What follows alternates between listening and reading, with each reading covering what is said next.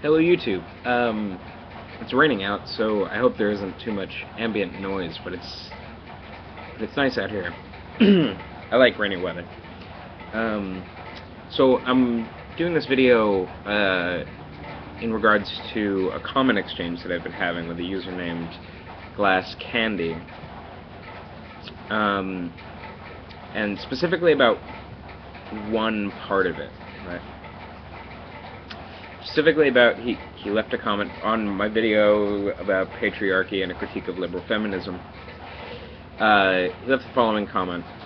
I agree that changing our language would make things more equal on a language front, but I totally disagree that this is the ultimate source of patriarchy. Language is just a labeling of patterns existing in experience, temporal, spatial, pre-natural, natural, etc. It reflects our experience of the world. The signs themselves are not the origin of patriarchy. Change the world and the language will follow. I think that he has it backwards. Profoundly backwards. I don't think that language... I think it's a mistake to say that language reflects our experience of the world. I would say that language constitutes our experience of the world.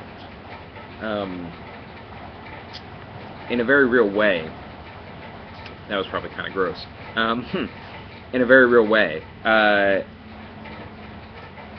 Now, I just want to bring up a handful of examples to talk about the relationship between language and power.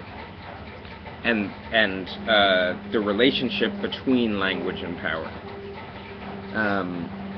because I think that I don't think that power relations can be understood apart from language. And when I say language here, I mean it in a broad sense, right? So it's not simply the words that I'm speaking, right? The crucifix counts as language in the sense in which I mean it. Music counts as language. Signs, right? And all signs and symbols, right? Basically, abstractions in general fall into the category of language here. So, now the relationship between language and power. This is interesting. Now, Glass Candy posted. Let's see if I can find it. Okay. If I were to interpret what you were saying as a whole from my perspective, reality is made up of unequal phenomenon. A tiny hammer and a multi-tool is not as powerful as a sledgehammer. Our heads are more up than down relative to the rest of our body, etc. This is not caused by arbitrary sign privileging, but by reality. Language can accurately reflect, exacerbate, or pacify inequalities which already exist in the world. This is Glass Candy's position. Now, here's what I don't think he gets, right? What I'm talking about is power in society, right? So I would propose a counterexample. Think about the words, the President of the United States, right? What is the President of the United States, right?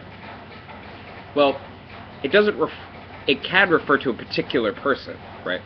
So Barack Obama is the President of the United States. But it also refers to something else, right? It doesn't only refer to the person. That is to say that we can talk about the president independent of any person who happens to inhabit that office, right? So we can look at the Constitution and we can say, well, what is the president supposed to do, right? We can look at various judicial decisions. We can look at how the office has changed and developed over the course of, our American history, etc. We can talk about the presidency as such, independent of any being who inhabits the presidency, right? So what are we, effect, talking about when we're talking about the President of the United States as a form, right, without any particular content? Well, it seems to me that we're talking about essentially an essentially linguistic abstraction, right? We're talking about a structure of language that holds a certain place for us, that we have some relation to. So I remember once posting in a YouTube comment, and I didn't capitalize the word president, and someone responded with some comment like, you capitalize president.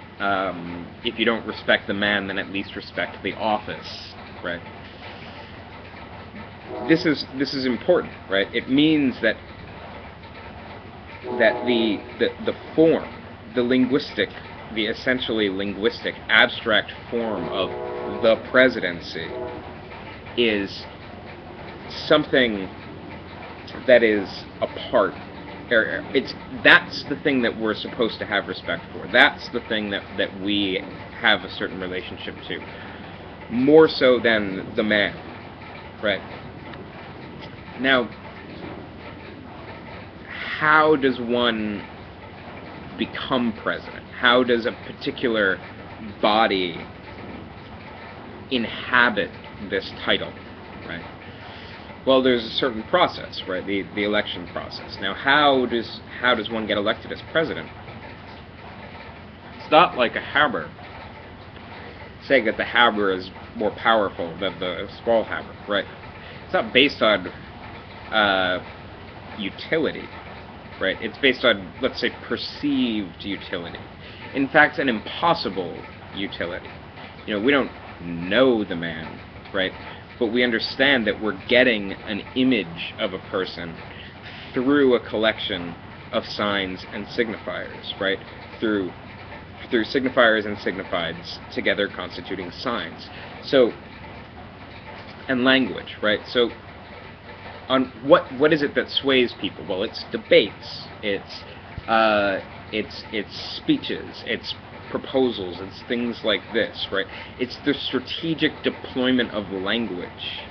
As also it's campaign advertisements, etc., etc., etc. All of this is, I think we sort of know that that there's a disconnect between what is said on the campaign. It's a joke at this point, even, right? The campaign promise is a joke, right? So there's a disconnect between what a politician says to us and what we actually expect them to do, right? But it's this part that actually gets somebody elected. It's the deployment of signifiers, signifieds, signs, right? It's the deployment of language that gets somebody elected. Now, how then do we as a nation conceive, or that just puts somebody in the place to become president, but how does the person actually become president? Well, through inauguration, right? Which is essentially a ritual, or it might be better to use the word rite, right? So, inauguration is a rite that's constituted by symbols and signs and language, right? So think about, some of those signs would be the Bible, the oath that the president swears, that the incoming president swears on the Bible, the flags, right? All the pageantry, all of this ritualized constellation of symbols, the passing through that is what reifies into place the relation of equivalence between the man and the office, quote unquote, right? This is what allows the man to inhabit the office. Most titles are like this in one way or another. We have to go through some formal or informal collection of of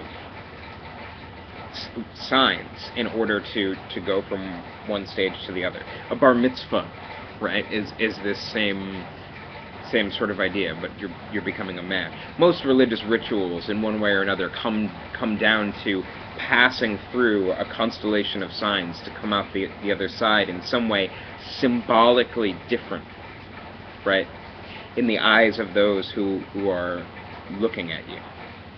This is a very real way in which power in society is not just, reflected by language, or it's not just labeled features of our experience, but this is constituting power, right? Forming power. If you change the symbols, you change the meaning of that power, right? So imagine an American president being inaugurated, and he decides to fly Soviet flags, right? You change the meaning of that. When you come out the other side, you're not the same. You're not the president if you change this constellation of symbols. Those all have to be in place properly. Another example, and I think that this is a much more pertinent to our daily or our immediate situation, is gay marriage, right? What is the argument against gay marriage, right? It is that marriage is defined as between one man and one woman, right? So we cannot change the definition of the word. That's what the right is struggling about. That's what the struggle is about, right? The definition of the word, not just in colloquial usage, but also as a legal category. The legal category of marriage is constituted by a definition, right? Which has real social effects when reified into institutions.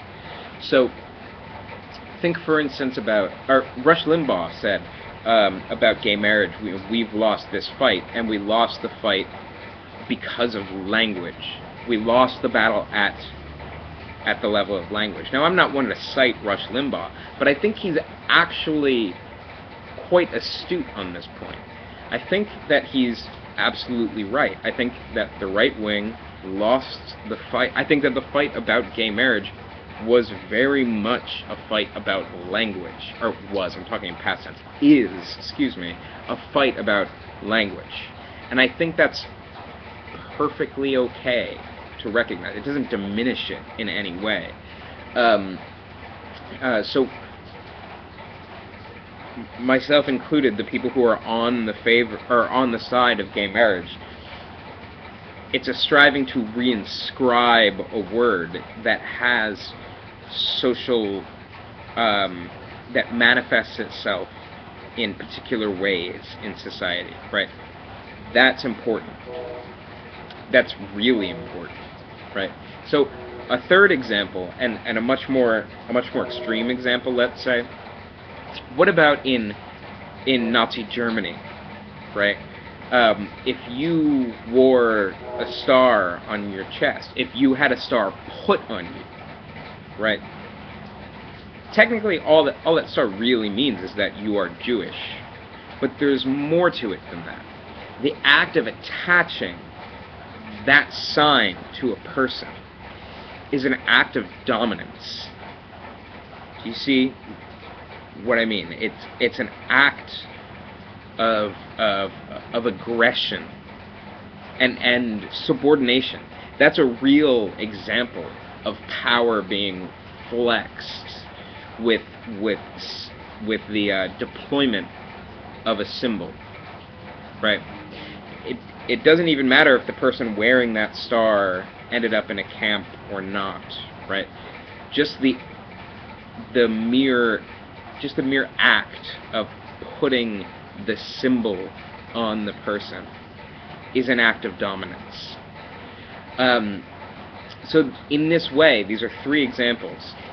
Power in society is caught up and bound up with, I think, inextricably with language. It doesn't seem to me that you can remove the two from one another. It doesn't seem to me that, for these reasons, and pretty much, the video's getting long, but pretty much any example of power being acted out in society has a linguistic, symbolic dimension to it. That seems to me to just be a fact, right? So you can't actually account for power relations within society on these mere, on grounds of mere utility, right? Doesn't mean that utility isn't a part of it, right? But you can't separate the two.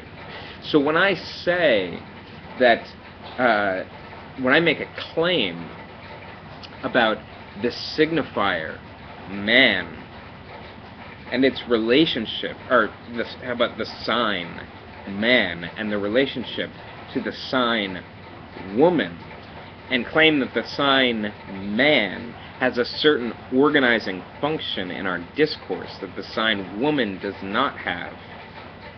Or, I don't want to make it that simple. I'll say it this way. This is an extreme oversimplification, right? When I say when I talk about that relationship, it doesn't make sense to then say, to then go off on it doesn't make sense to say that power has nothing to do with language. That's what I want to get to. So if we're going to talk about the domination of men over women, right, or the rule of the father, as is defined, as is the definition of the word patriarchy, you can't separate that conversation from a really intense conversation about language. And furthermore, it seems to me to make no sense to say that the genesis of I might be wrong, but probably most forms of power in society, it doesn't seem to me to make sense to say that they're not bound up with language, or that they don't originate in language, or that they aren't constituted by language. So these are features of our experience that are not reflected in language. These are features of experience that are actively constituted by the relation of symbols to one another. Thank you, and have a good day.